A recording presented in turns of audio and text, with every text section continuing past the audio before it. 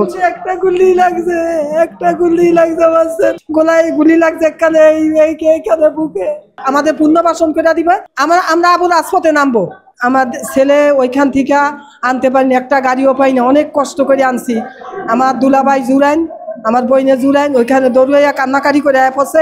আমার ছেলেরা তারা অনেক ভালোবাসতো, আমার ছেলে অনেক প্রিয় ছিল এলাকায়, অনেক আমি দামি ছিল, অনেক আচার ব্যবহার ভালো ছিল। তারপর একটা অটো পাইছি, আমার ছেলে অনেক আমার মতো লম্বা ছিল, আমার ছেলে পাও দুইটা বাইরে রয়েছে। আমার ছেলে অনেক কষ্ট করে বাসায় আনছে নিচে, আমি দোতলায় থাকি, রক্ত পড়ছে, রাস্তায় রক্ত পড়ছে। আমার ছোট ছেলে বলে কয় কি আম্মু ভাইয়ার অন্তরি রক্ত পড়তেছে, অন্তরি রক্ত পড়তেছে, গলায় গুলি লাগছে এখানে এইখানে বুকে।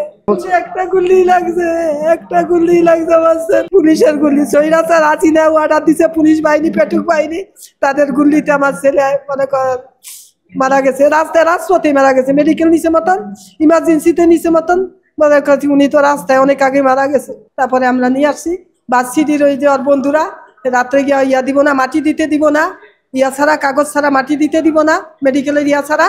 তারপরে ওরা গিয়ে রাতে 11টা বাজে গিয়া এরপরে যে ইয়া আনছে মৃত্যুর সনদ আইনা তারপরে দাফান করতে দিচ্ছে। এর আঘাত দিব না, আমরা গুলি খাওয়ার আমরা এখানে মাটি দিতে দিব না।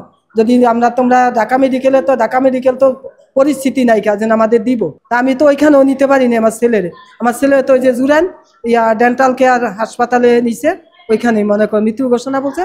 তারপর বাসিটির ছেলেরা গেছে, ওর বন্ধুরা ডেথ সার্টিফিকেট দিছে, তারপরে মাটি দাফন করতে দিছে। জুলাই সনদে আমাদের আর্থিক অবস্থা খারাপ, আমাদের পুনর্বাসন করে দিবে।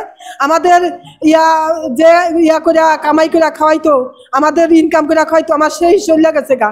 তা আমি কিভাবে বাঁচবো? আমার স্বামী নাই, আমার ছেলে বাবা ছিল না, আমি টিউশনি করে আমার এই ছেলের আমি বড় করছি। আমরা আবার রাজপথে নামবো, আমরা মা বোন যারা আছে, আমরা যে পরবর্তীতে এই নামি নাই গত বছর, এইবার 5ই আগস্টের পর আবার আমরা নামবো। আমাদের জুলাই সনদের জন্য আবার নামবা। আমাদের মনে কর বিচার না হওয়া পর্যন্ত আমরা রাস্তা ছাড়বো না, রাজপথ ছাড়বো না।